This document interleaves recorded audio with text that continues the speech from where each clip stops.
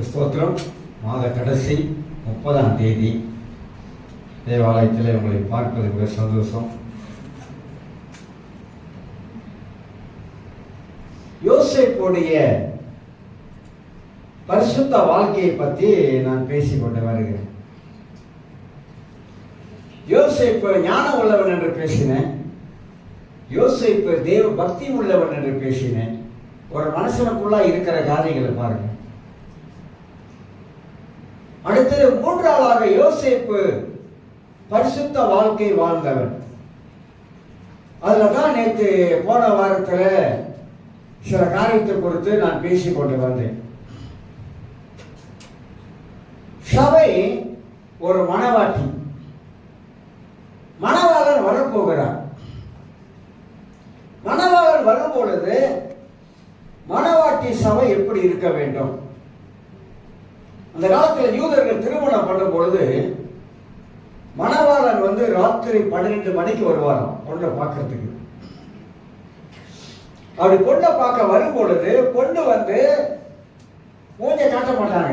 யூதர்கள் பெண்கள் மாப்பிள்ளைக்கு மூஞ்சை காட்ட மாட்டாங்க, முகத்தை காட்ட மாட்டாங்க, முக்காடு போல எல்லாம் மூடி இருப்பாங்க. அப்ப அந்த மணவாளன் 12 மணிக்கு வரும் பொழுது இந்த மணவாட்டி அவ்வளவு ஆயத்தமா இருப்பாங்க. அதை வச்சுதான் உன்னதா பாட்டு கூட நம்ம பார்க்கிறோம். சூலமத்தியா, சூலமத்தியா அப்படின்னா சூலமத்தியா கருப்பானவள், நீ கருப்பாய் இருந்தாலும் அழகாய் இருக்கிறாய். சிலர் பாருங்க கருப்பா இருப்பாங்க, ஆனா ரொம்ப அழகா இருப்பாங்க. முகத்துல அந்த தேவனுடைய அந்த பிரகாசம் இருக்கும். பார்த்துருக்கீங்களா? ஏன்னா இந்தோனேஷியாவுக்கு ஒரு முறை போயிருந்தப்ப அப்போ ஏப்ரல் சார்ஸ் வந்தார். அவரை வச்சுதான் ஒரு சுவிசேஷம் போட்டாங்க வச்சோம். பல சர்ச்சைகள்லாம் அந்த இந்தோனேஷியா சர்ச்சைகள்லாம் என்ன சொன்னாங்க, இத்தாமானிஸ் இத்தாமானிஸ் இத்தாமானிஸ் அப்படின்றாங்க.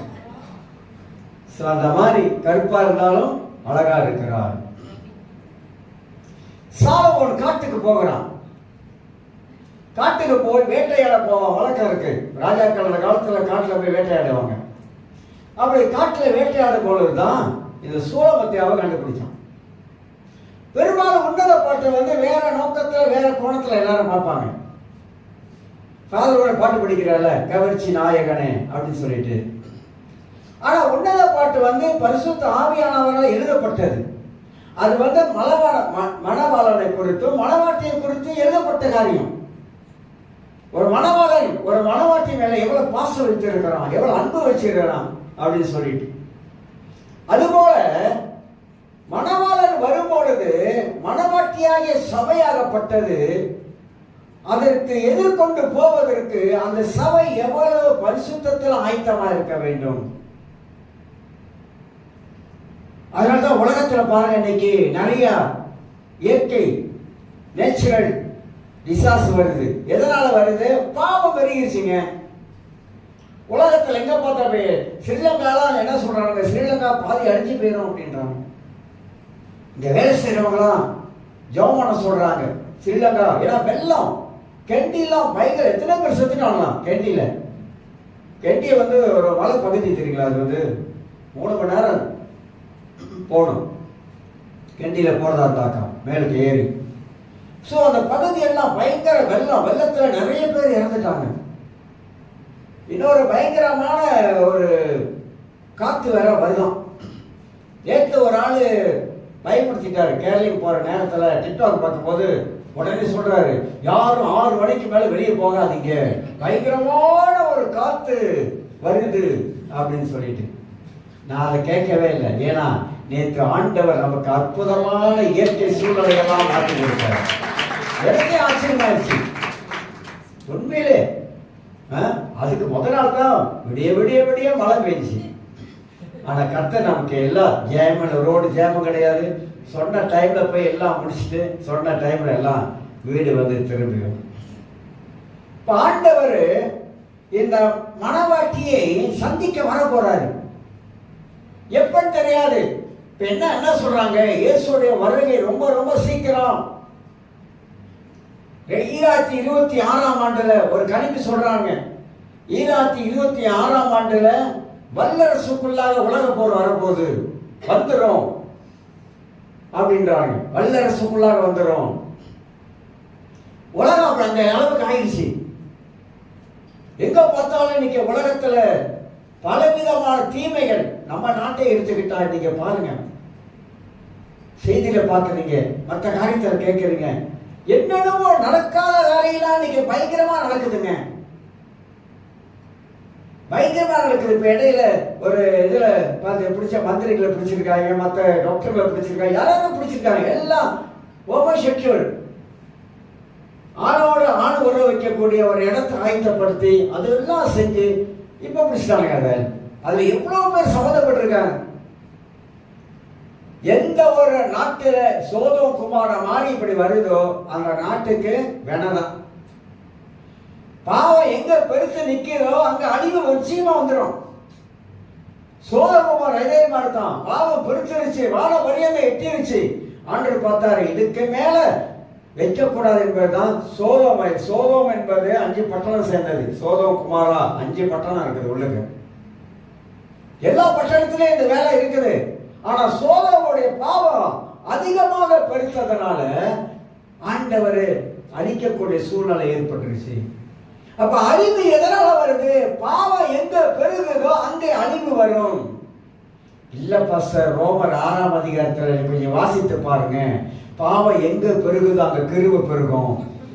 இதான் இப்ப இந்த கிரேஸ் டீச்சிங்லாம் என்ன பண்றாங்க? கிரேஸ் டீச்சிங் என்ன பண்றாங்க? பாவம் பெருகிற இடத்துல கிருபை பெருகும். அதனால நாம என்ன பாவம் பண்ணாலும் பரவாயில்ல, பிரச்சனையே இல்லை, கிருபை பெருகிட்டே இருக்குது.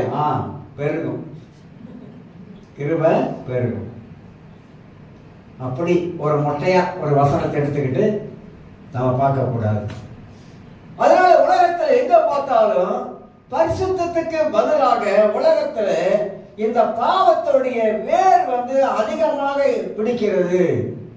மக்களை அநேக விதத்துல இன்னைக்கு மோசம் போய் கொண்டு வருகிற இந்த ஒரு காரியம் பிசாசுடைய செயலாக இருப்பதை குறித்து நாம் அறிந்து கொள்கிறோம்.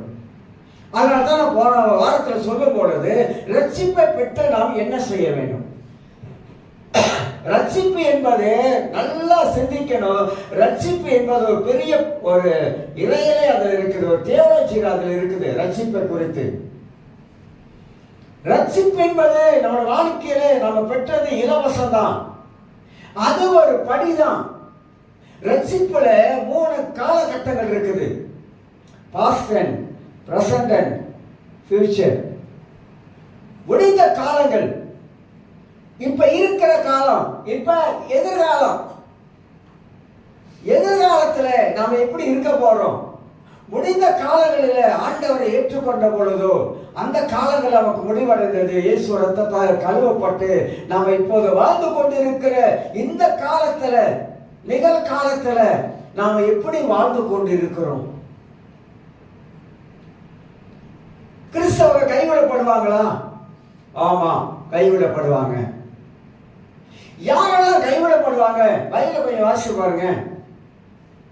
நம்ம நினைக்க கூடாது நாம் கைவிடப்பட மாட்டோம் அப்படின்னு மட்டும் நினைக்கப்படாது. கிறிஸ்தவர்கள் எடுத்துக்கொள்ளப்படுவாங்களா இல்லை எடுத்துக்கொள்ளப்பட மாட்டாங்களா அப்படின்னு பைபிளை படிச்சு பார்த்தீங்கன்னா யாரெல்லாம் எடுத்துக்கொள்ளப்படுவாங்க, யாரெல்லாம் கீழே கைவிடப்பட்டுருவாங்க. நான் சொல்ற இந்த செய்தியை கொஞ்சம் கவனித்து நீங்க கேட்டீங்கன்னாக்கா நமக்கு இந்த பரிசுத்த வாழ்க்கையை குறித்ததான ஒரு உணர்வு நமக்குள்ளாக உண்டாகும். ஏன்னா நரகம் என்பது நம்ம வாயில சொல்றோம், நம்ம பார்த்ததில்லை. பரலோகம் என்பது வாயில சொல்றோம், பார்த்ததில்லை. பாதாளம் என்பது வாயில சொல்றோம், பார்த்ததில்லை. அது எப்படி பாஸ்டர் பார்க்கறது? செத்து போனதான் போய் பார்க்கணும். இப்ப பார்க்க முடியாது. இறந்த பிற்பாடுதான் நம்ம நரகத்துக்கு போக போறோமா அல்லது நரகம் என்பது கடைசி நியாயத்திற்கு முடிஞ்சு தள்ளப்படுறது. பாதாளம் என்பது இறந்த மனிதன் அவன் பூமியில எப்படி வாழுகிறான் என்பதை பொறுத்துதாக இருக்குது. எப்படி நாம் வாழுகிறோம், எப்படிப்பட்ட ஒரு கிறிஸ்தவ வாழ்க்கை வாழுகிறோம், எப்படிப்பட்ட ஒரு எண்ணம் உள்ளவர்களா வாழுகிறோம், எப்படிப்பட்ட ஒரு சிந்தை உள்ளவர்களா வாழுகிறோம், அதை பொறுத்து தான் நாம நிர்ணயிக்கிறோம். பரலோகமா பாதாளமா என்பதை அங்கதான் நம்முடைய வாழ்க்கையை அடங்கி இருக்கிறதை நாம் அறிந்து கொள்ள வேண்டும். ஆதி கால அந்த காலத்துல நீங்க பாத்தீங்கன்னாக்கா பிரசங்கம் பண்ணும் போதெல்லாம் நிச்சயமாக வருகையை பத்தி பேசுவாங்க, மனம் திரும்பலை பத்தி பேசுவாங்க, பரிசுத்தத்தை பத்தி பேசுவாங்க. இந்த மூணு ஒரு செய்தியில இருந்து கொண்டே இருக்கும். ஏன் அதை பேசுறாங்கனாக்கா, நாம் எல்லாரும் ரட்சிக்கப்பட்டோம், ரட்சிக்கப்பட்ட நாம் எல்லாருமாக இந்த பூமியிலே பரிசுத்தம் என்ற ஒரு வார்த்தை இருக்குது. அந்த பரிசுத்தமுள்ள தேவன் நம்மளை பரிசுத்தப்படுத்துகிறார். அந்த பரிசுத்தத்துக்குள்ளாக நாம் வாழும் பொழுதுதான் நமக்கு பரலோகத்துக்கு உள்ள நுழைவதற்கு நமக்கு வாய்ப்பு இருக்கு. ஒரு நாள் ஒரு குளத்துல ஒரு எருமாடு வந்து அப்படி குளிச்சுட்டு அப்படி மேல போயிருக்கும். பஃப்லோ இத 2 பேர் பார்த்துக்கிட்டே இருந்திருக்காங்க. திரும்பி வருமா, மேல இருந்து வருமா, பரலோகத்திலிருந்து வரும்னு சொல்றேன் குளிச்சுட்டே போயிருமா. அப்ப ஒருத்தன் சொன்னானா, இந்த எருமாட்டு வாழை நீ மேல பிடிச்சிக்க, பின்னால் பிடிச்சிக்க, எப்படியாவது நம்ம பரலோகத்துக்குள்ள நுழைஞ்சிடலாம் அப்படின்னு சொல்லி பிளான் பண்ணிட்டாங்க. உடனே எருமாடு வந்துச்சான். குளிச்சுட்டு அப்படி போகும்போது ஒருத்தன் டக்குன்னு முன்னுக்கு வாழை பிடிச்சிட்டான், ஒருத்தன் பின்னால் பிடிச்சிட்டான். அப்படியே போய்கிட்டே இருக்கான். பரலோகத்துக்குள்ள எருமாடு போய்கிட்டே இருக்கான். கதை தான் சொல்றேன். போய்கிட்டே இருக்கும்போது கிட்ட வந்துருச்சான். அப்போ பின்னால் உள்ளவன் முன்னுக்கு உள்ளவனை பார்த்து, முன்னுக்கு இருக்கிறவன் பின்னால் உள்ளவனை பார்த்து கேள்வி கேட்டு வரணும். இந்த பரலோகம் எப்படி தான் இருக்கும், இவ்வளோ பெருசாக இருக்கும், எவ்வளோ அழகாக இருக்கும் அப்படின்னு சொல்லிட்டு கேட்டுக்கிட்டே வந்தானா. பின்னால் உள்ளவன் என்ன பண்ணானா, பரலோகம் இவ்வளோ வருஷம் கையெழுத்தான் பாருங்க. எல்லாரும் பரலோகத்துக்கு எப்படியாவது எதையாவது பிடிச்சி போயிடலாம் நினைக்கிறாங்க. ஆனா எல்லாரும் எதையாவது பிடிச்சி பரலோகத்துக்குள்ள நுழைய முடியாது. பூமியில நான் வாழ்க்கிற வாழ்க்கையை பொறுத்து தான். இந்த வாழ்க்கை எப்படி வாழுகிறோம், இந்த வாழுகிற வாழ்க்கையிலே நமக்கு ஒரு பரிசுத்தமான ஒரு யாரும் இருக்கிறா என்பது நம்முடைய மனசாட்சிக்கே நமக்கு தெரியும். நம்முடைய மனசாட்சியை கேட்டா அதுவே நமக்கு சொல்லும். நம்முடைய வாழ்க்கையில எதெல்லாம் பரிசுத்தமா இல்லாம இருக்குதோ அதெல்லாம் பரிசுத்தப்படுத்திக் கொள்ளணும். மனதில் பரிசுத்தம் இல்லையா, மனதில் அசிங்கமான எண்ணங்கள்லாம் வருதா, சொப்பனமெல்லாம் கெட்ட சொப்பனம், அசிங்கமான சொப்பனம்லாம் வந்துகிட்டு இருக்குதா, அதெல்லாம் நம்ம வாழ்க்கையில சுத்திகரிக்கணும். தெய்வீக கனவுகள் வருவதற்கு பதிலாக பொல்லாத கனவெல்லாம் வருதா, சொல்றாங்களே என்னன்னு தெரியல, கெட்ட கனவா வருது, அசிங்கமா வருது அப்படிலாம் சொல்றாங்கல்ல. எதை அதிகமா படிக்கிறோம், எதை அதிகமா பார்க்கிறோம், எதை அதிகமா சிந்திக்கிறோம், அதுதான் நம்ம வாழ்க்கையில தூங்கும்போது கூட வரும். சில பார்த்தீங்கன்னா தூங்கும்போது உலக பார்த்துருக்கீங்களா, ஐயோ விடு விடு விடு விடு அமுக்குதுன்னு சொல்றாங்களே. ராத்திரில உலருவாங்க, பார்த்துக்கிட்டே இருக்கு பாரு, நல்லா பாருங்க. ஏன் உலர்றாங்க, ஏன் அப்படி அவங்க வாழ்க்கையில ஏற்படுது? இந்த மாதிரி மனித வாழ்க்கையில உலகத்துல வாழும் பொழுது தன் வாழ்க்கையை அவன் மாற்றி அமைக்காவிட்டால் பரிசுத்தம் வராது. நம்முடைய மனதை, நம்முடைய எண்ணங்களை மாற்றி அமைக்காவிட்டால் பரிசுத்தம் வராது. இப்ப பரிசுத்தத்தை இப்படிதான் நம்முடைய வாழ்க்கையில பெற்றுக் கொள்வது, பரிசுத்தமா எப்படி வாழ்வது, வேதம் நமக்கு அழகா சொல்லிக் கொடுக்குதுங்க. பரிசுத்தமா வாழ்வதற்கு எதெல்லாம் நம்முடைய வாழ்க்கையில அசுத்தமா வருகிறதோ அதெல்லாம் இயேசுவின் நாமத்தினால போ பிசாசுக்கு வருகிறதா நம்முடைய வாழ்க்கையில பரிசுத்தத்துக்குள்ளாக வாழ்வதற்கு உதவியா இருக்கும். அப்ப ரட்சிப்பு பெற்ற நாம் என்ன செய்ய வேண்டும் அப்படிதான் சொல்லிட்டு வந்தேன். மனதை ஒவ்வொரு நாளும் புதுப்பித்துக் கொண்டே இருக்க வேண்டும். இந்த மனதை எனக்கு ரொம்ப பிடிக்கும், இந்த மனதை பத்தி பேசுறது ரொம்ப பிடிக்கும். ஏன்னா மனதை பத்தி நான் டீச் பண்ணியிருக்கேன், பைபிள் ஸ்கூலில் டீச் பண்ணியிருக்கேன். இந்த மனதை பத்தி நிறைய படிச்சிருக்கிறேன். மனதை குறித்து 87 விதமான காரியங்கள் உள்ள அடங்கியிருக்கு. பெரிய பெரிய படிச்ச மேதைகள் எழுதியிருக்காங்க. மனதை பற்றி அதை படிச்ச மேதைகள் உலகத்தான் எழுதியிருக்காங்க, புஸ்தகம் எழுதியிருக்காங்க. நல்லா தேடி கண்டுபிடிச்சி தமிழ் புஸ்தக கடையில் போயிட்டு தேடி பிடிச்சி வாங்கணும். நீங்க சோபியில பார்த்தீங்கன்னாக்கா சோபியில இருக்குது, வெள்ளக்காரங்க எழுதுனது மனதை புதுப்பிக்கிற காரியத்தை வாங்கி படிக்கணும். நம்ம நல்ல விஷயங்களை நம்ம படிக்க படிக்க படிக்க நம்மளோட மனதில் ஒரு மாற்றத்தை ஆவியானவர் உண்டு பண்ணுவாரு. பைபிள்லையும் நீங்க படிச்சு பார்த்தீங்கன்னா மனதை பத்தி நிறைய எழுதியிருக்கிறதுனால தான் நான் மனதை ஜாகா பண்ணிக்கிறது.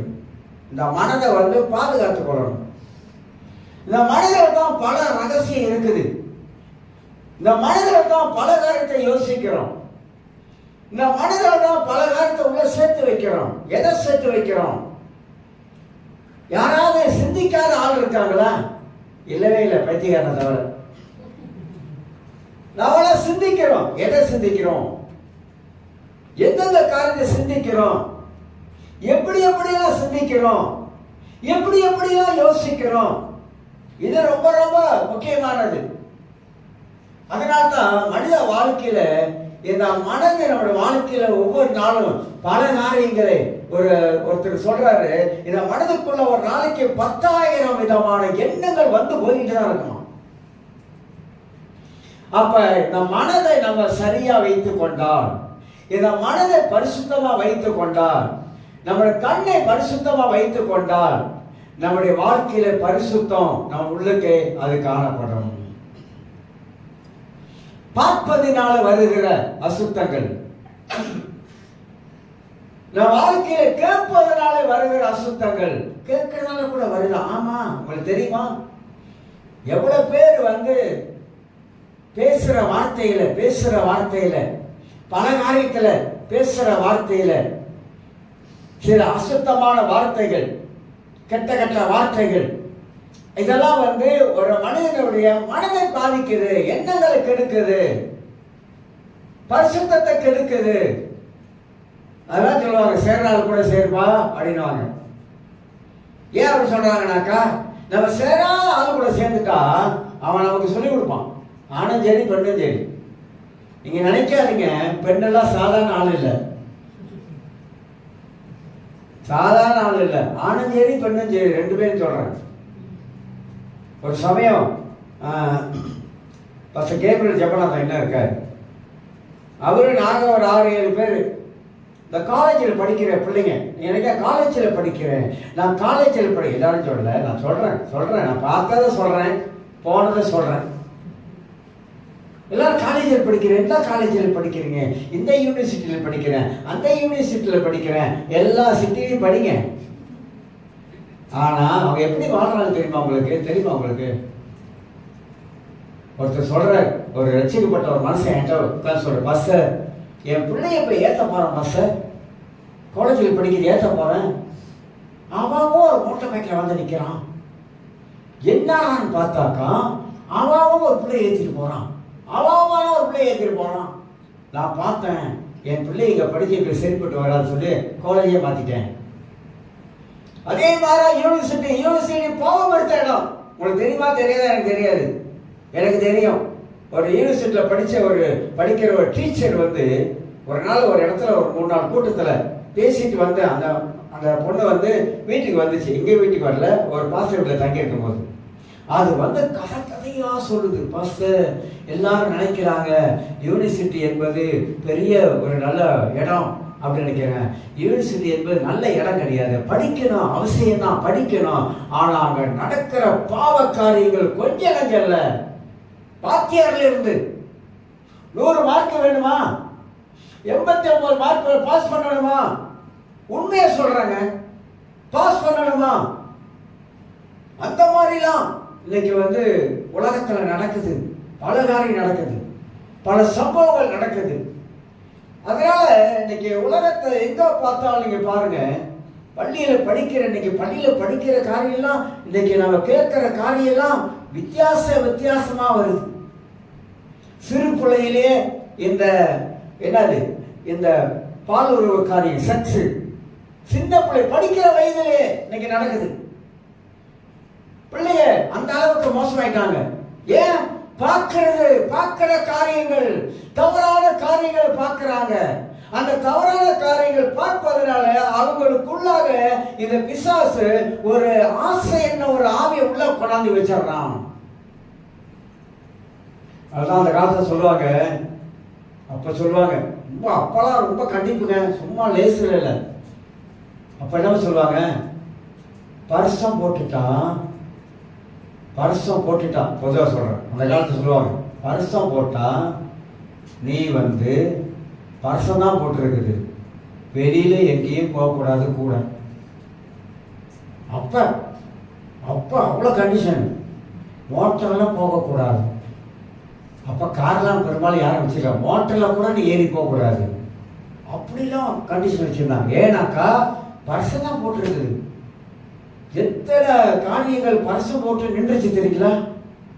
போட்டோலாம் பிடிச்சிட்டாங்க. ஆனால் பிரச்சனை வேற. இந்த மாதிரிலாம் நடந்திருக்குது, நிறைய நடந்திருக்கு, கிறிஸ்தவ உலகத்தில் நடந்திருக்குது. அதனால்தான் அந்த காலத்துல பெரியவங்க அன்னைக்கு இருந்த பாஸ்டர்கள் ரொம்ப கண்டிப்பாலாம் இருந்தாங்க. இப்ப சிஞ்சாயில சீங்கோயிலான போச்சு. ஏன்னா அன்னைக்கு அந்த மாதிரி என்ன சூழ்நிலைக்குள்ளாக கட்டுப்பாடுக்குள்ளா கொண்டு வந்தாங்க. ரொம்ப கண்டிஷனா இருந்தாங்க தெரியுங்க அன்னைக்கு. ஏன்? எதனால? தமிழ் சொல்லுவாங்க, நெருப்பும் பஞ்சம் பக்கத்தில் இருக்கக்கூடாது. ஏன் சொன்னாங்க? நெருப்பும் பஞ்சம் பக்கத்தில் இருந்தா பத்திக்கும் அப்படின்னுவாங்க. அந்த காலத்துல சொல்லி வச்ச வார்த்தைங்க, உண்மை. அதெல்லாம் உண்மை தெரியுங்களா? உண்மை இல்லை.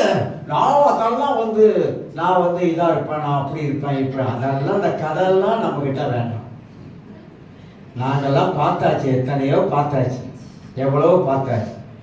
அதனால இந்த பரிசுத்தத்தை பாதுகாப்பது என்பது நம்ம கையில, ஆண்டவர் நம்ம கையில தான் கொடுத்திருக்கிறாரு. அதனால்தான் நம்ம ரொம்ப கவனமா இந்த உலகத்துல வாழ வேண்டியதா இருக்கிறது. எதை பார்க்கணுமோ அதை பார்க்கணும், எதை பார்க்க கூடாதோ அதை பார்க்க கூடாது. எதை படிக்கணுமோ அதை படிக்கணும், எதை படிக்க கூடாதோ அதை படிக்க கூடாது. ஏன்னா கண்டவை படிச்சதுனால தான் நம்ம வாழ்க்கையில் என்ன தருது? ஏன்னா அந்த உலகத்துல பிசாசாகப்பட்டவன் பாவத்தோடைய கிரிகளை நிறைய வச்சுட்டான். கொஞ்ச நஞ்சல புது புது புது காரியங்களா நிறைய வச்சுட்டான். இந்த ஏஐ வந்துருச்சு. இப்ப அது ஏற்கனவே ரொம்ப காலமா இருக்குது. அது ஆனா இப்ப அது வந்ததுனால அதனால ஆபத்து இருக்கு, நல்லது இருக்குது. ஏகப்பட்ட காரியங்கள் நம்முடைய பரிசுத்தத்தை கெடுப்பதற்கு பிசாசு வச்சிருக்காங்க. நம்ம தான் செலக்ட் பண்ணணும், எனக்கு எது வேணும் எது வேண்டாம் என்பது நம்ம தான் செலக்ட் பண்ணணும். நம்ம தெரிந்து கொள்ளணும் எனக்கு எது வேணும் எது வேண்டாம் என்பதை.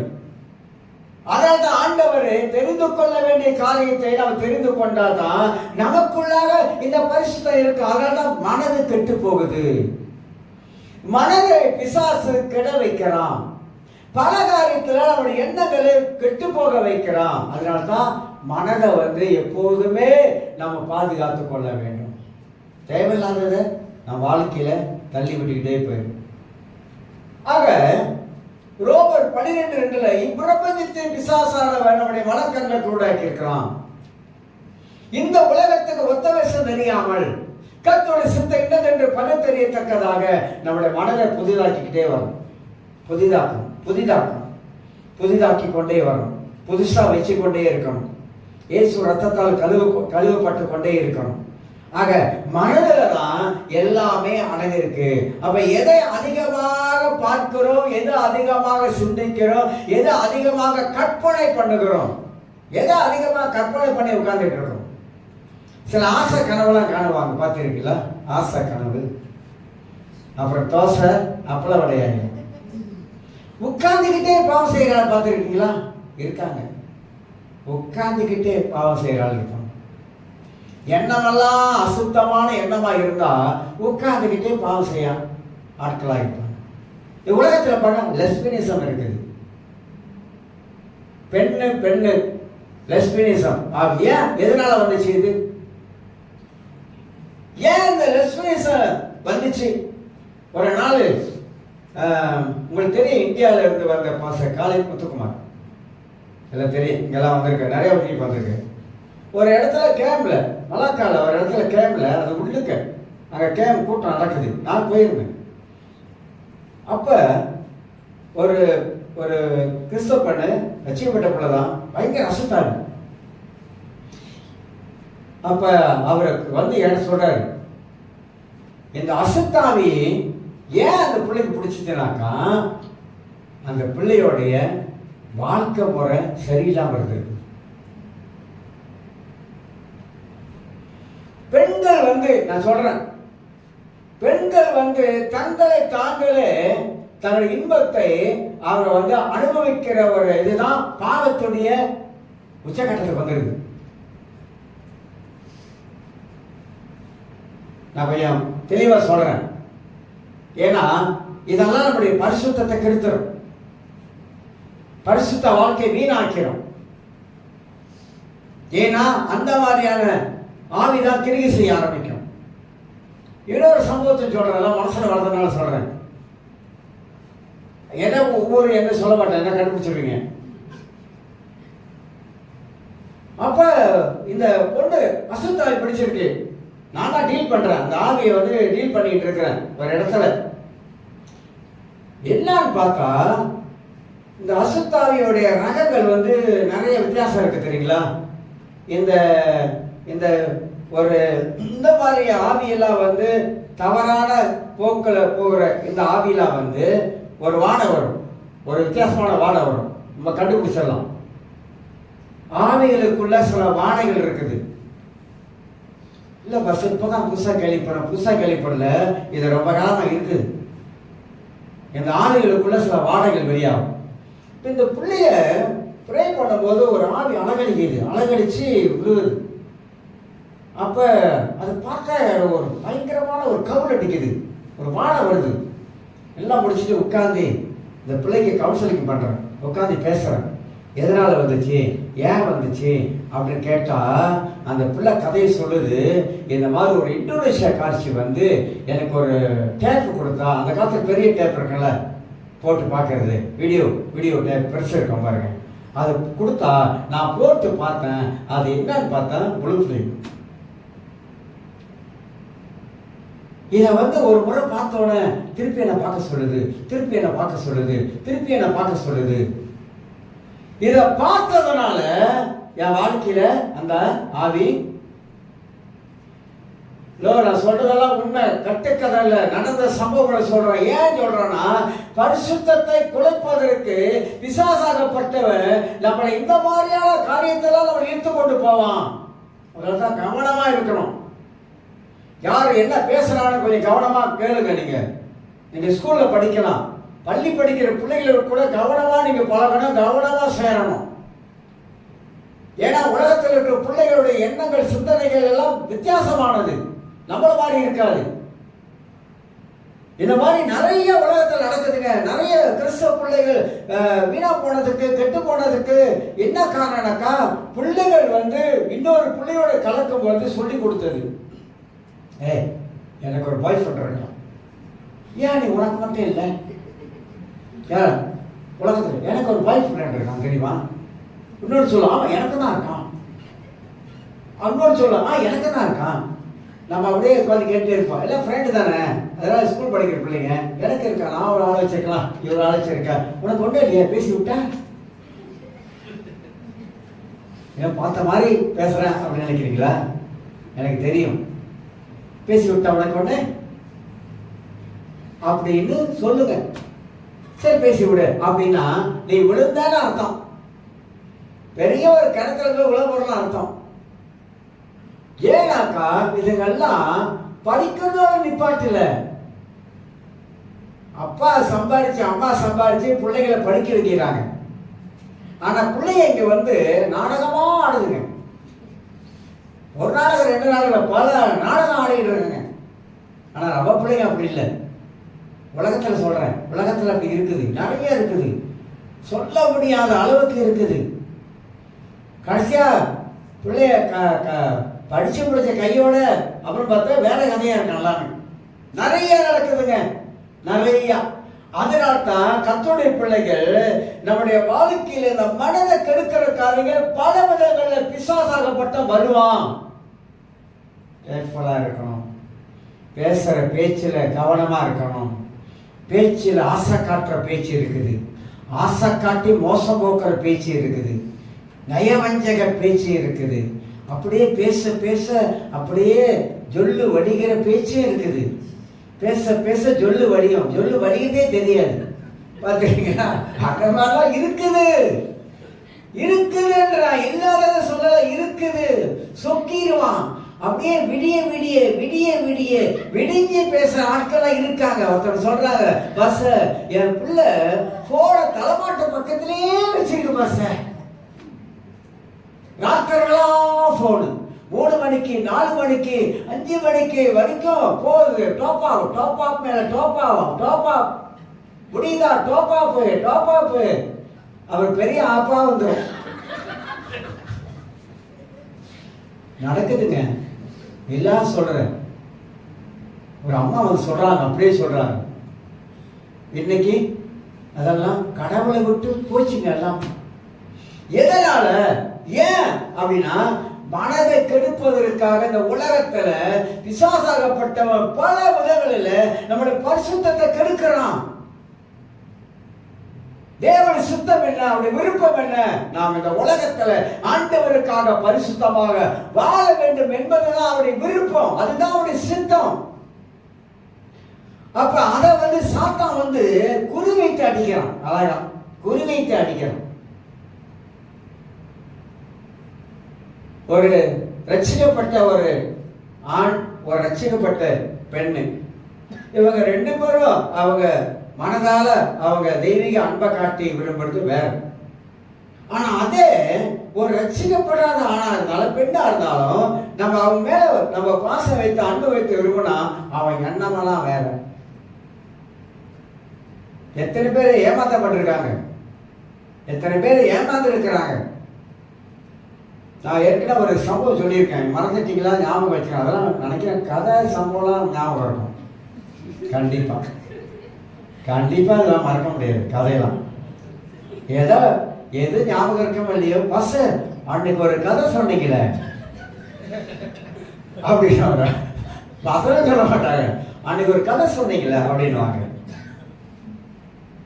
இதே அவங்க இறந்துட்டாங்க கெட்டவழிக்க மார்க்கத்தில். நான் அப்போ ரசிக்கப்பட்ட புதுசில் எல்லாம் கெட்டலைக்கு வீடாக போடுவேன் சுவிசேஷம் சொல்கிறது. அப்போ அந்த வீட்டில் போய் உட்கார்ந்து இருக்கும்போது அவங்க சொன்னாங்க, எங்கள் அத்தா மக பாஸ்டர், எங்கள் அத்தா மக ஒருத்தனை 8 வருஷமா விரும்பிருச்சு. சொல்லியிருக்கேனா? 8 வருஷமா விரும்பிச்சு. சம்பாதிச்ச காசெல்லாம் அவனுக்கு கொடுத்து கொடுத்து அவன் வீட்டையே கட்டிட்டான். நல்லா வீட்டை கட்டிட்டான். அதனால சம்பளம், வீட்டை கட்டிட்டான். வீட்டை கட்டிட்டு என்ன பண்ணிட்டான், கடைசியா டக்குன்னு வேற கல்யாணம் பண்ணிட்டு போயிட்டான். வேற பொண்ணை பார்த்து கல்யாணம் பண்ணிட்டு போயிட்டான். 8 வருஷம் காதல், சில 10 வருஷம் காதல் கூட, கிறிஸ்தவங்க காதல் பண்ணி கூட அடிப்படி சாட்டை 10 வருஷம் காதல் பண்ணியிருக்காங்க. ஆனா இப்படி 8 வருஷம் இந்த மாதிரி ஒரு காதல தோல்வி ஏமாற்றம் வந்த கையோட பிள்ளைக்கு கொஞ்சம் மென்டல் ஆயிடுச்சு. இதே ஜிஹெச் ஹாஸ்பிட்டலில் போனேன். நான் போனேன், ஜிஹெச் ஹாஸ்பிட்டலில் போனேன். இந்த காலத்தில் நான் செய்யாத ஊழியம் கிடையாது. போயிட்டு அவன்கிட்ட கேட்டு உள்ள கேட்டு, இந்த மாதிரி நான் சேர்ச் பாஸ்டர், இந்த பிள்ளைய நான் பார்த்து போய் பேசணும் அப்படின்னு அவன் சொல்லிட்டான். உள்ளே விடுறேன், அந்த பிள்ளை அங்கே தான் உட்காந்துருக்கோம், நீ இவ்வளோ தூரம் தான் இருக்கணும். மேஜை எப்படி நீட்ட மேஜை, இந்த மாதிரி மேஜை நீட்டு. நான் நாக்காளி போட்டான், உட்காந்தேன். அந்த பிள்ளை எட்டத்தில் உட்காந்துருக்கு. நான் பேசுகிறேன் பேசுகிறேன் பேசுகிறேன் பேசுகிறேன், அழுகுதே தவிர வாயத்திறந்து பேச மாட்டேங்குது. ஆனால் அழுகுது. ஆனால் அப்படியே பேசி பேசி பேசி பேசி பக்குவமாக அப்படியே கூட்டிகிட்டு வந்து வெளியே கூட்டிகிட்டு வந்துட்டு அப்படியே வீட்டுக்கு கூட்டிகிட்டு வந்துட்டு அப்படியே கிளாங்க்கு கொண்டு போயிட்டு சாமி டேஸோட வீட்டில் கொண்டு விட்டு 2 மாதம் அங்கே தங்கி இருந்து உடனே ஓடி கேட்ட தானே எதிர்ப்பு குச்சி ஓடிடும். கடைசியாக அந்த பிள்ளை தெளிவடைந்து அப்புறம் சுய புத்தி வந்து அங்க கர்த்தர் பெரிய அந்த பிள்ளைக்கு விடுதலை கொடுத்தார். கத்தோலிக்க மார்க்கத்தில் உள்ள பிள்ளை. இப்ப நான் பார்த்தது ஒண்ணு, சந்திச்சது இப்படி ஒண்ணு. எத்தனை காரியம் அப்படி இருக்கு தெரியுங்களா? எவ்வளவு காரியம் இருக்குது. அதனால இந்த பிசாசாகப்பட்டவன், அதனால சொல்றேன், நம்ம இந்த மாதிரி காரியத்தெல்லாம் ரொம்ப கொஞ்சம் கவனமா இருக்கணும், ரொம்ப கொஞ்சம் எச்சரிக்கையா இருக்கணும். நம்முடைய பரிசுத்தத்தை நம்ம எப்படியாவது நம்ம தான் பாதுகாத்துக் கொள்ளணும். வேற யாரும் வரமாட்டாங்க. அப்ப நமக்கு தெரியணும், ஆண்டவர் நமக்கு ஞானம் தந்திருக்கார். நமக்கு தெரியணும் பழக்கத்தை எவ்வளவு தூரத்தை வச்சு பழகணும். கல்யாணம் பண்ணதுக்கு முன்னாடி கைகோத்து நடக்க கூடாதுங்க, அது பிரச்சனை ஆயிரும். கல்யாணமே பண்ணல, ஒரு கைகோத்து நடக்குதா சரியாது. அந்த காலத்தை சொல்லுவாங்க, தொடக்கூடாது தெரியுமா அப்படின்வாங்க. உண்மையா சொல்றேன். ஏன் அப்படின்னா, நீ இன்னும் கல்யாணமே பண்ணல, அதனால நீ கை கோக்க கூடாது. இதற்கெல்லாம் ஏன் சொல்லி கொடுத்தாங்கன்னாக்கா, சோதனைப்பா சோதனை. நீ நல்லதான் இருப்ப, நீ இல்ல அப்படிலாம் இல்லைன்னு நினைப்ப, ஆனா சோதனை இருக்குது, சாத்தானை சோதிக்கன்னு சொல்லி உன்னை அப்படியே இப்படிதான் கொஞ்சம் கொஞ்சமா நீ செயல்பட கடைசியா நம்மளை குழியில தள்ளிடுவான். இதுக்குதான் அந்த காலத்தை சொல்லி வச்சாங்க, பெரியவங்க சொன்னாங்க. அதனால இந்த மனதை தான் பிசாசு தாக்குகிறான். இந்த மனதில தான் நம் வாழ்க்கையில பரிசுத்தத்தை நாம் உண்டாக்க வேண்டும். அதை அதிகமாக சிந்திக்கிறோம், அதிகமாக யோசிக்கிறோம், அதிகமாக கற்பனை பண்ணுகிறோம். ஆக பரிசுத்தத்தை பிசாசு கெடுக்க நினைப்பான். இன்னொரு காரியத்தை நான் சொல்லுகிறேன். நம்முடைய வாழ்க்கையில எதை விரும்புகிறோம், எதை அதிகமா விரும்புகிறோம்? விருப்பம் ஒண்ணு இருக்குல்ல, எல்லாருக்கும். உங்களுக்கு இருக்கு, எனக்கு இருக்குது. ஆனா நம்முடைய விருப்பம் எதுவாக இருக்குது? நல்லா கவனிக்கணும். நம்ம விருப்பம் சில சொல்லுவாங்க, இப்ப ஒரு ஒரு ஒரு ஆடு பண்ண விரும்பும் போது இந்த ஆண் சொல்லுவான், என்ன சொல்லுவான் தெரியுமா? சொல்ற பாருங்க, இன்னைக்கு லீவு போடு, இன்னைக்கு வேலைக்கு போகாத அப்படின்னும். லீவு போட்டு அப்படின்னு அந்த பேச்சு இருக்குது. அவ்வளவு டக்டிப்பா தந்திரமா பேசுவோம். உடனே இவங்க லீவ் போட்டுருவாங்க. அப்புறம் 1-2 வாரம் போன இன்னைக்கு லீவ் போடு, இப்படி லீவ் போட்டு அங்க வேலைக்கு வச்சிருவோம். வேணாம் ஒழிச்சு வேலை எதனால போச்சு, ஏன் வேலை போச்சு அப்படின்னு கேட்டா, லீவு போட்டதுனால. எதுக்கு லீவ் போட்ட? இவர் அடிக்கடி லீவ் போட்டு கூட்டு போனதுனால. பரிசுத்தத்தை பத்தி பேசுறேன். தலைகளா நின்னா கூட முடியாது. கல்யாணம் நடக்கிற வரைக்கும் நடக்கவே நடக்காது. அதுதான், கல்யாணம் நடக்கிற வரைக்கும் வெளியவும் போகக்கூடாது. நம் வாழ்க்கையில ஒரு காரியம் நடப்பதற்கு முன்பதாக நம்ம இதெல்லாம் தடுக்கணும். நம்ம தான் தடுக்கணும். நமக்கு ஒரு சுய ஒரு கண்ட்ரோல் இருக்கணுங்க. நம்மளே நம்முடைய வாழ்க்கையில ஒரு வேலையை போட்டுக்கணும். நம்ம இல்லைன்னா நிறைய பேருடைய வாழ்க்கையில பரிசுத்த குலைச்சல் உண்டாகிறோம். நல்லதுக்கு சொல்றேன், எல்லாருக்கும் நல்லதுக்கு சொல்றேன். நம்ம அப்படி போயிட்டு நம்ம கண்மூடித்தனமா விழுந்துடக்கூடாது. சிலர் பாருங்க, நிறைய அதிகமா எதை விரும்புறாங்கனாக்கா, ஃபேஸ்புக்கை நீங்க நிறைய விரும்புவீங்க, பார்ப்பீங்க. நல்லது பார்த்துட்டு போங்க, வேணாம்னு சொல்ல வரல. சிலர் எதை விரும்புறாங்கனாக்கா, நல்லதை விரும்புவதற்கு பதிலாக கெட்டதையே அதிகமாக விரும்ப ஆரம்பிப்பாங்க. இந்த 17 வயசு 18 வயசு 19 வயசு 20 வயசு இந்த பயலுக்கு இருப்பானுங்க. இந்த பயலுடைய கேட்டகரியெல்லாம் பார்த்தீங்கன்னா எல்லாம் வேற விதமா இருக்கும். பரிசுத்தத்துக்கு அவங்களுக்கு சம்மந்தமே இருக்காது. பெண் பிள்ளையாவது கொஞ்சம் பயந்து இருக்கும், ஆனா ஆண் பிள்ளைகள் அப்படி இருக்க மாட்டாங்க. துணிகரமா செயல்படுவானுங்க, துணிகரமா அவளுக்கு செயல்பட ஆரம்பிப்பாங்க. ஆனா அவளுக்கு தெரியாது அதனால என்ன விளைவு வரும் அப்படின்னு.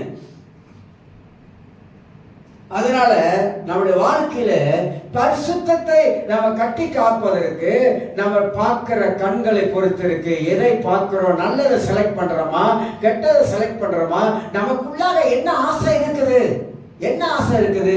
கடைசியா ஆசை தோசை அப்பளம் வடையாயிடக்கூடாது. நிறைய ஆசைகளை வளர்த்துக் கொள்ளக்கூடாது.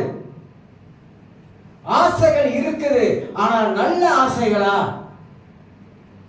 நல்ல ஆசைகளை வாழ்க்கையில வளர்த்துக் கொள்ள வேண்டும். நினைக்கூடாது எனக்கு நல்ல சக்கச்சுவேன்னு இருக்கிற மாப்பிள்ளை தான் எனக்கு வேணும், அப்படியே தொட்டா அப்படியே சகப்பாயிருக்கும். எனக்கு சக்கச்சுவேன்னு இருக்கிற பொண்ணு தான் எனக்கு வேணும் அப்படின்னு சொல்லிட்டு நினைக்கக்கூடாது. ஒருத்தன் ஜெபம் பண்ணானோ, வீட்டில் முழங்கால் பண்ணிக்கிட்டு ஜெபம் பண்ணானோ, ஆண்டவரே எனக்கு ஒரு நல்ல பொண்ணா பார்த்து நீங்க தரணும் ஆண்டவரே. ஆனாலும் ஆண்டவரே, அந்த வார்த்தை பாருங்க, ஆனாலும் ஆண்டவரே இந்த 4வது வீட்டுல ஒரு பொண்ணு இருக்கு ஆண்டவரே, அந்த பொண்ணை கொடுத்தீங்கன்னா சோத்திரம் ஆண்டவரே அப்படின்னா. ஏன்? அவனுடைய ஆசை 4வது வீட்டு பொண்ணை கட்டணும்னு. அவன் போய் என்ன ஜெபம் பண்றான், ஆண்டவரே எனக்கு ஒரு நல்ல பொண்ணா கொடுங்க அப்படின்னு கேட்கிறான். ஆனா உள்ளுக்கு என்ன இருக்குது, இதயத்துல என்ன வச்சிருக்கிறான், 4வது வீட்டு பொண்ணா கொடுத்துருக்கான் ஆண்டவரே. அவனுக்கு தெரியாது 4வது வீட்டு பொண்ணு என்ன மாதிரி பொண்ணுன்னு தெரியாது. சிலர் அழகு பார்த்து கல்யாணம் பண்றாங்க. கல்யாணம் பண்ணிட்டு கும்மு கும்மு கும்மு கும்மு கும்முன்னு கும்மு. ஏன்? முகத்தின் அழகை பார்த்து கல்யாணம் பண்றதுனால இப்ப என்னது, வாஷிங் மிஷின் மாதிரி உள்ளுக்கு போட்டு அரைக்குது. சரி பாருங்க, அந்த அளவுக்கு இதா இருக்கு. அதனால கல்யாணம் பண்ணா வாழ்க்கை நல்லா இருக்கும். நான் என்ன சொல்றேன், கடவுள் சித்தத்தின்படி அமைவது வாழ்க்கை நல்லா இருக்கும். நீயா ஆசைப்பட்டு அழகான பொண்ணா இருக்கும், சக்கச்சிவேன்னு இருக்கணும் அப்படின்னு நம்மளா செலக்ட் பண்ணாக்கா அதுலதான் என்ன இருக்குது, ஆபத்தே இருக்கு. அந்த மாதிரி நம்ம வாழ்க்கையில தேவையில்லாத சில ஆசைகளை வளர்த்துக் கொள்ளக்கூடாது, வளர்த்துக் கொள்ளவே கூடாது. இப்போ ஒரு பாஸ்டரா இருக்காரு, அவர் பாஸ்டர் ஆயிட்டாரு. அவர் ஒரு பொண்ணை விரும்பியிருக்காரு, தப்பு கிடையாது. அது நல்ல சிறப்பான பிள்ளை, நல்ல அழகான பிள்ளை, எனக்கு தெரியும். அப்ப இவர் என்ன பண்ணியிருக்காரு, அந்த பிள்ளைய கல்யாணம் பண்றதுக்கு எவ்வளவு முயற்சி எடுத்திருக்கிறாரு.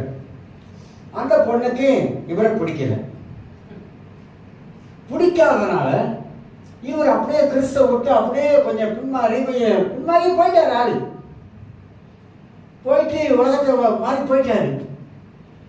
அப்புறம் வீட்டில் அப்படி பேசி அப்புறம் பொண்ணை பார்த்து அப்புறம் எல்லாம் பார்த்து என்ன பண்ணாங்க, ஏன்னா இவருடைய மனதில் ஆசை அந்த பொண்ணை எப்படியாவது கல்யாணம் பண்ணிடணும் அப்படின்றதுக்காக. நல்லா இருக்காங்க, இப்ப நல்லா இருக்காங்க, புரிஞ்ச 2 பேரும் நல்லா இருக்காங்க. என்ன சொல்ல வரேன்னா, ஆசை, இந்த ஆசை நமக்கு பல விதங்களில ஆபத்தை கொண்டு வந்துடும், பரிசுத்தத்தை குலைச்சிடும். யார் மேல ஆசையா இருக்கமோ, சில பாருங்க, யார் மேல ஒரு ஆள் மேல ஆசை வச்சுட்டோமோ அவங்க மனசெல்லாம் அங்கதான் இருக்கும், சரிங்களா? எங்க கூப்பிட்டாலும் வருவாங்க.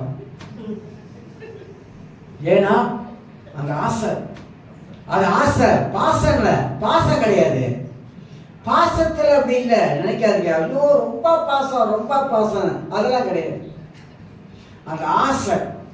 அதனால எங்க கூப்பிட்டாலும், கடலை தாண்டி கூப்பிட்டா கூட. அப்ப நம்முடைய வாழ்க்கையில இந்த பரிசுத்தம் என்பது தேவனுடைய பார்வையில ரொம்ப ரொம்ப முக்கியமானது. அதனால்தான் நம்முடைய மனதை கரைப்படுத்துகிற பிசாசுக்கு இடம் கொடுக்க கூடாது. மனதை கரைப்படுத்துகிற காரியங்கள் நிறைய இருக்குது. ஒரு ஆணு ஒரு பெண் அவங்க உட்கார்ந்து பேசும்போது என்ன பேசுறாங்கன்னு கொஞ்சம் கவனிச்சு பாருங்க. என்ன பேசுறாங்க, என்ன வார்த்தைகள் பேசுறாங்க, உணர்வுகளை தூண்டக்கூடிய வார்த்தைகளை பேசுறாங்களா, இச்சையான வார்த்தைகளை பேசுறாங்களா, 2 பேரும் என்ன உரையாடுகிறாங்க,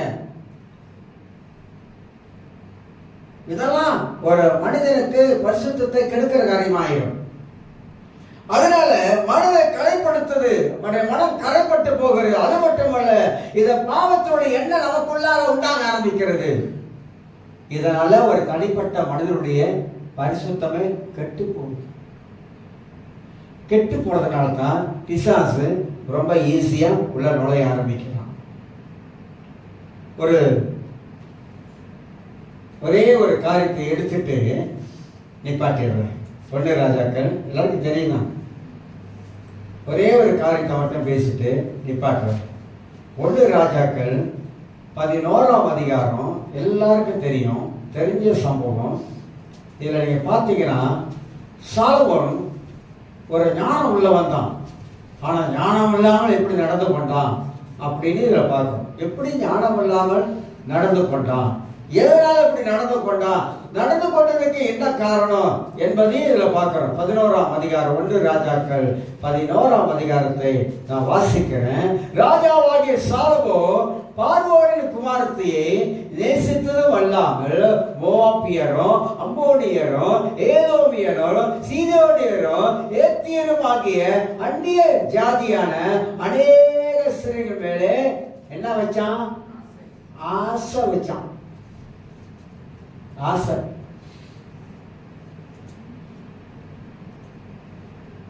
ஆசை வச்சாங்க. அந்த ஆசை அவருடைய ராசியை பாரு 2ஆ உடைய செஞ்சிச்சு. நம்மள அந்த காலத்துல சொல்லுவான் ஆவது பின்னாலும் பழமொழி சொல்லி வச்சாங்க. தெரியல, ஆவது பின்னால 50 பின்னால அன்னைக்கு அந்த காலத்தை சொல்லி வச்சாங்க. அப்ப இந்த ஆசை சாலமோனை எப்படி திருப்பிருச்சு? எப்படி இந்த ஆசைக்கு சாலமோன் அப்படியே அடிபடிச்சுட்டான்? ஞானம் உள்ளவன், ஆனா ஞானம் இல்லாம நடந்துக்கிட்டான். கடவுள் பேசினாரா? பேசினாரு. எப்படிங்க பேசினாரு ஆண்டவர்? 7ஆம் வசனம். அப்பொழுது சாலமோன் எருசலேமுக்கு எதிராக மலை மேல் மோவாபியரும் 9ஆம் வசனம் வாசிக்கிறேன். 9ஆம் வசனத்துல 1 ராஜாக்கள் 11:9. ஆகையால் இஸ்ரவேலின் தேவனாகிய கர்த்தர் சாலமோனுக்கு 2 விஷயம் தரிசனமாகி அந்நிய தேவர்களை பின்பற்ற வேண்டாம் என்று கட்டளையிட்டு இருந்தோம். அவன் கர்த்தரை விட்டு தன் இதயத்தை திருப்பினான். கர்த்தரை எச்சரித்தாரு, கர்த்தர் பேசினாரு. சில வேளைகளை கர்த்தர் நம்ம வாழ்க்கையில் பேசிக்கொண்டே இருப்பாரு, உணர்த்தி கொண்டே இருப்பாரு, தடுத்து கொண்டே இருப்பாரு. நான் அவருடைய சத்தத்துக்கு கவனமா கேட்கல, அவரை சொல்லுவதற்கு கவனமா கேட்காம போனமாக்கா சாத்தான் நம்மளை ஆளுகை செஞ்சிருவான். பிசாசுடைய ஆளுகை வந்துடும் வாழ்க்கையில. இதுலதான் கவனமா இருக்கணும். அப்படி வந்துருச்சுனாக்கா நம்மளோட வாழ்க்கை திசை மாறிடும். திசை மாறிடுச்சுனாக்கா வாழ்க்கையில பரிசுத்தத்துல இருந்து நம்ம கீழே விழுந்துடும். அதனால்தான் வேதம் சொல்லுகிறது, நான் பரிசுத்தராய் இருக்கிறது போல நீங்கள் உங்க நடக்கை எல்லாவற்றிலேயும் பரிசுத்தமாயிருங்கள். எல்லாரும் எழுந்திருக்கலாம். நன்றி ஆண்டவரே, நன்றி ஆவியானவரே. தேவனுக்கு பிரியமானவர்களே, நான் பரிசுத்தர் ஆகையினால் நீங்களும் பரிசுத்தமாய் இருங்கள் என்று வேதம் நமக்கு போதி